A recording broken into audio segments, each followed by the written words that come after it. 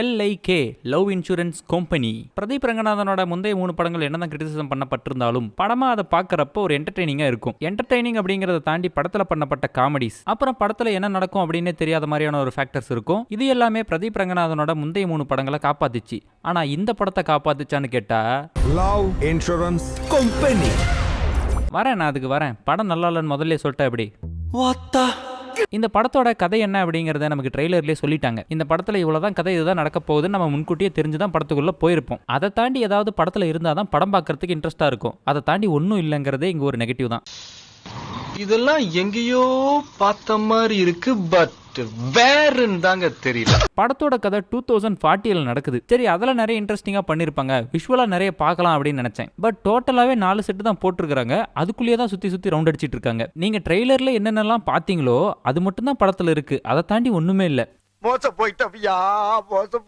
பொதுவாகவே பிரதீப் ரங்கநாதன் அப்படின்னு வரப்ப அவரோட எனர்ஜி, அவரோட ஸ்கிரீன் பிரசன்ஸ் வந்துட்டு படத்துல நல்லா இருக்கும் பார்க்கறதுக்கு. ஆனா இந்த படத்துல அவராலையுமே பாவம் காப்பாற்ற முடியல. அதை தாண்டி எஸ்.ஜே. சூர்யா, அவரோட ஸ்கிரீன் பிரசன்ஸ் பத்தி நான் சொல்ல தேவையில்ல. ஆனா அவராலையுமே இந்த படத்தை நல்லா எங்கேஜிங்கா கொண்டு போக முடியல அப்படிங்கறத உண்மை. அந்த ஸ்டூபிட் பிளேஸ்ல இருந்து வரீங்களா நீங்க? அனிருத் அவர் ஒரு ஆள் உக்காந்துட்டு படத்தை அந்த இடத்துல காப்பாத்திட்டு இருக்காரு. ஆனா ஒரு சில இடங்கள்ல அவராலையுமே காப்பாற்ற முடியறது இல்ல. அப்புறம் படத்துல அனிருத் ரொம்ப நல்லா நடிச்சிருந்தாரு. அதான் அந்த ரோபோக்கு அவர் தான் வாய்ஸ் கொடுத்திருந்தாரு. அந்த ரோபோ நல்லா நடிச்சிருந்துச்சு. இப்ப நம்ம ஒரு படம் பாக்குறோம் அப்படின்னா அந்த படமே நம்மளுக்கு எல்லாத்தையும் சொல்லணும். அதாவது நம்ம அந்த படத்தை பாக்குறப்பயே இங்க இதுதான் நடக்குது அப்படி நம்ம புரிஞ்சுக்கணும். அப்பதான் அந்த ஸ்கிரீன்ல நடக்கிற ஒரு விஷயத்துக்கு இம்பாக்ட் அப்படிங்கிற ஒண்ணு இருக்கும். இவங்க என்ன பண்றாங்க, எல்லாத்தையும் இவங்க சொல்லிட்டு இருக்காங்க. நம்ம எல்லாரையும் உட்கார வச்சு இந்த இடம் எதுக்கு தெரியுமா, இந்த இடம் எப்படி உருவாச்சு தெரியுமா, இந்த இடத்துக்கு என்ன வரலாறு தெரியுமா, அப்படி ஒரு இடத்த காட்டினா நம்மளே அந்த இடத்த பத்தின புரிதல் வரணும். அப்படி எடுக்க சொன்னா இவங்க உட்காந்து ஒப்பிச்சிட்டு இருக்கானுங்க. ப்ரோ, இந்த படம் வந்துட்டு ஐடியா வைஸ் ரொம்ப நல்ல படம். இப்ப இருக்கிற லவ்வே நிறைய டாக்ஸிசிட்டி இருக்கு. அப்ப இருக்கிற லவ் எப்படி இருக்கும், இப்பயே வந்துட்டு இவ்வளவு அஃபேர்ஸ் இருக்கு, அப்ப எவ்வளவு அஃபேர்ஸ் இருக்கும், அதெல்லாம் காட்டுற மாதிரியான ஒரு படம் ப்ரோ. இது கான்செப்ட் வைஸ் சூப்பரான படம் அப்படின்னு யாராவது சொன்னா விளக்கமாத்துல வெளுங்க. இங்க concept does not matter. Concept அப்படிங்கிறது இங்க ஒரு விஷயமே கிடையாது.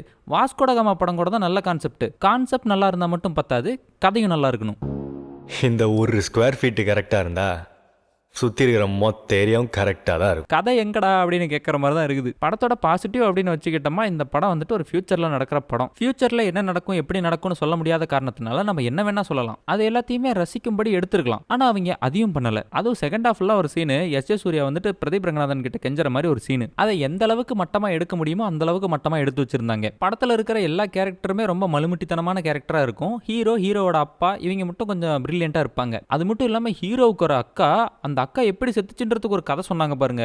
நம்ம ஹீரோவோட அக்கா இருந்துகிட்டு போன்ல வீடியோ எடுத்துக்கிட்டு அப்படியே ரோட்டுக்கு வந்து ரோட்ல அடிபட்டு செத்து போயிடும். அந்த அக்காவோட போட்டோவை ஃபோனில் வச்சு அந்த ஃபோனை சார்ஜ் வேறு போட்டிருப்பாங்க. நம்ம ஃபியூச்சர் ஜென்ரேஷனில் நம்ம ஒரு ஃப்ரேம் கூட போடுறதுக்கு வக்கு இல்லாமல் நம்ம ஆகிடுவோம். யாராவது செத்துட்டாங்க அப்படின்னா அவங்களோட ஃபோனில் இருக்கிற ஒரு நல்ல ஃபோட்டோவை எடுத்து வச்சு, அந்த ஃபோனில் நிறைய ஃபோட்டோ இருக்கும், அதில் நமக்கு என்ன ஃபோட்டோ பிடிச்சிருக்குதோ அதை என்னைக்கு வேணால் வச்சுக்கலாம். டெய்லி ஒரு ஃபோட்டோ மாற்றி அந்த ஃபோனை சார்ஜ் போட்டு வச்சுக்கலாம். 2040 ஒரு பிள்ளைக்கு தமிழ் செல்வின்னு அவங்க அப்பா பேர் வச்சிருக்காரு. அந்த பிள்ளையோட பேரை தமிழ் செல்ஃபின்னு மாத்திக்குது. அதுக்கப்புறம் படத்துல செகண்ட் ஹாஃப்லாம் ஆரம்பிச்சிச்சுன்னா ஒரு டைம்ல ஹீரோ ஜெயிப்பாரு, ஒரு டைம்ல வில்லன் ஜெயிப்பாரு. இந்த மாதிரி வந்துட்டு மாறி மாறி நடக்கும். அப்போ வந்துட்டு ஹீரோ ஜெயிப்பாரு, அப்ப அவங்க கையில இருக்கிற ரிங்கெல்லாம் கழட்டி உடைப்பாங்க. உடைச்சிட்டாங்க அப்படின்னா சப்ஸ்கிரைபர்ஸ் வந்துட்டு கம்மியாகிட்டே வரும். அதுவே வில்லன் ஜெயிச்சிட்டா சப்ஸ்கிரைபர்ஸ்லாம் அதிகமாகிட்டே போகும். அப்படி மனசு மாதிரி உடைச்ச மோதிரத்தை திரும்ப வாங்கி போட்டு ஏன்டா சப்ஸ்கிரைப் பண்ணிட்டு இருக்கீங்க? மறுபடியும் ஹீரோ ஜெயிப்பாரு, உடைச்சிருவானுங்க. மறுபடியும் வில்லன் ஜெயிப்பாரு, வாங்கி போட்டுக்குவானுங்க. இந்த படத்துல பாசிட்டிவ்னு என்ன சொல்றதுன்னு எனக்கு ஒன்றும் தெரியல.